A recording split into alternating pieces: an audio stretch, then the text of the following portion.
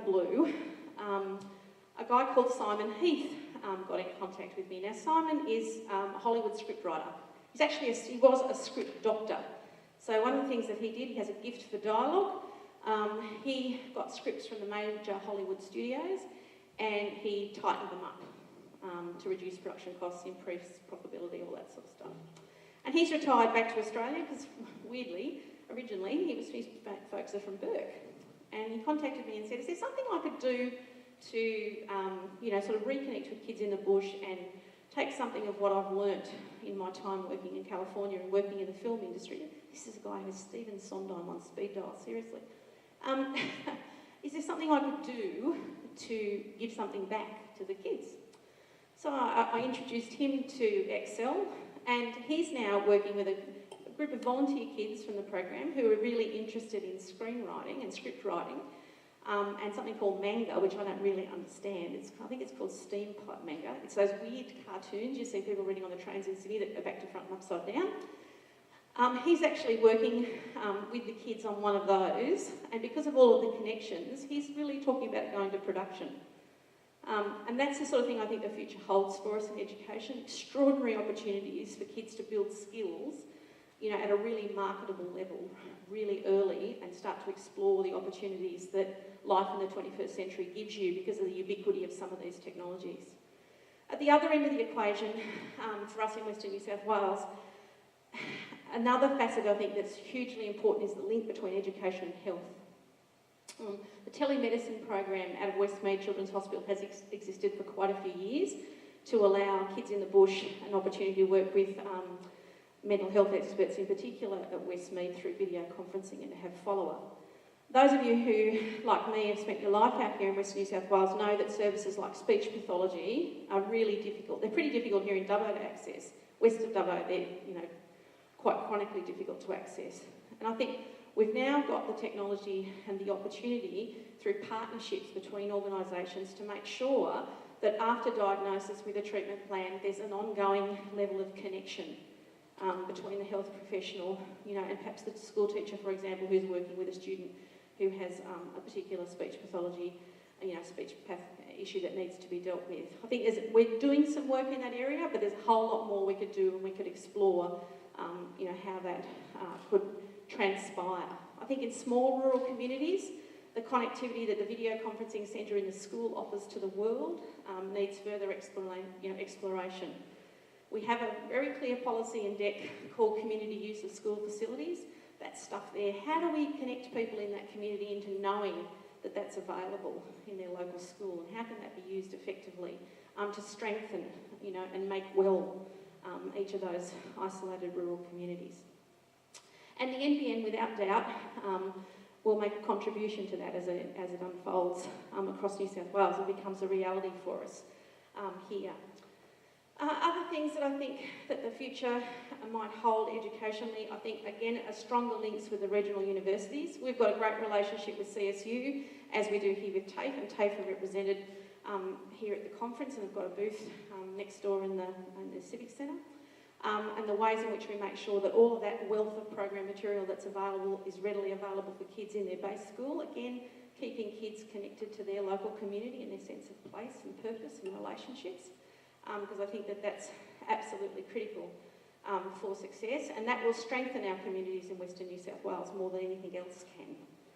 Because if we let our communities suffer the brain drain, and we let people who will be great citizens and great leaders in their community have to leave the country in order to access work opportunities, then that's a hugely missed chance for us in Western New South Wales. And I think the world certainly is a-changing, and we are the food basket for this part of Australia, and we need to have great, agricultural scientists, and we need to have great agronomists, and we need to have great economists, and we need to have great experts in a whole variety of fields. And there's no reason why the educational opportunities and the business opportunities can't exist right here if we leverage the power that these sorts of technologies are giving us.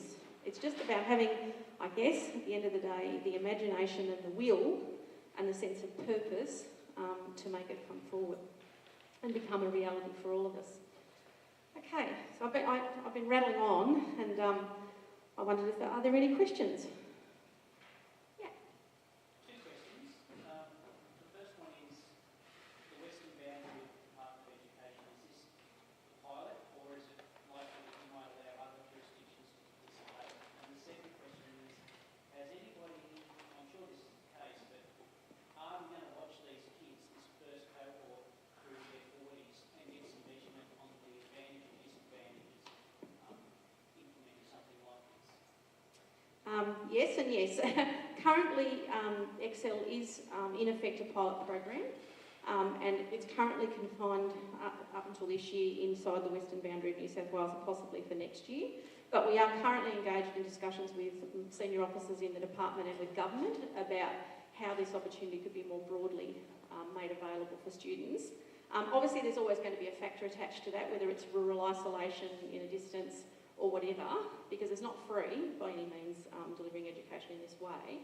But for me, it's a fundamental equity provision. You should have the same opportunity for educational services if you live in Tranny as you do if you live in somewhere on the North Shore, as far as I'm concerned.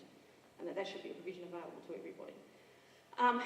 Yes, without the ability or the authority to insert tracking devices into the children, we certainly are intending to keep in fairly constant contact with these kids to see what they do and to look at, what their future pathways may hold.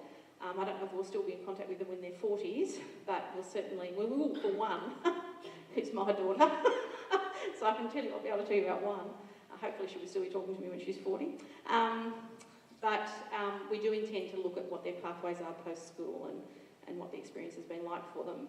And we do survey them now really regularly through a whole variety of internet-based means to get a sense of what they're finding out about as they go through that experience of learning. Because they tell us really quickly if we pick a new tool and it doesn't actually work, they're better than any IT department in giving you the lowdown on what's not a goer.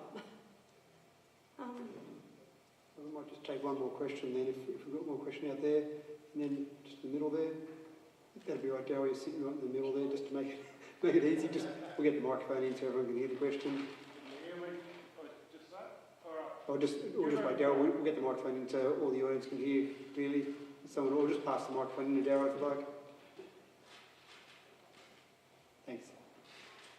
Right. Given 2 years of performance data already, and the knowledge that you've gained, as you say, from just a simple thing like asking questions, when is it envisaged that those lessons will be passed on to the other schools and some of those techniques used in them? That's a great question, and it's absolutely been one of the unintended benefits of rolling this program out. In the 40 minutes I had, I didn't get time really to talk about I Teach 21 and the professional learning approach. The teachers who teach these kids are also located in multiple schools around the state, and they work in faculties, and one of the challenges that we've given them is to work with their colleague teachers around the sorts of things that they're learning as they deliver lessons in this way. The other thing that's pretty amazing about some of these IT tools is that each of the lessons, the SYNOPs, the synchronous learning opportunities, they're actually recorded and shareable. You can actually send that recorded file off to another teacher who can actually have a look at it. And everything that's on the LMS can be shared with every teacher ubiquitously in the area. That's why when I talked at the start about that common technology platform is really critical. So you don't have different versions of whatever your Word software is, etc., etc. That ubiquity of sharing has made that actually possible. And that is a thing which we did this program originally for the kids, but that teacher benefit has been a huge, unintended, but massively important growth factor for us in education. Look, thank you very much for listening to me. I'm not a propeller head, and I felt a bit sort of in awe of people who can talk about all of those, stats in terms of what it's all going to mean in terms of the rollout. But I am passionate about kids and about learning and about what technology can do to build us a better and brighter future in the bush. Thanks, Matthew. Thanks, Anne-Marie. And just hold on one second. Thanks. So we were just about to break for lunch, but before I do that, I've got a little prize.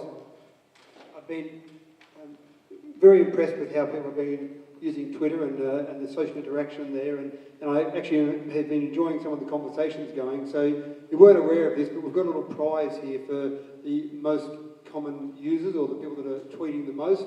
There was a pretty tight contest there between Daryl and Kim Treast and Luke Cameron, or amongst those three, sorry. And Daryl and Kim had about 12 or 13 tweets during the morning, and then there's been a surge from Luke Cameron. He must have been away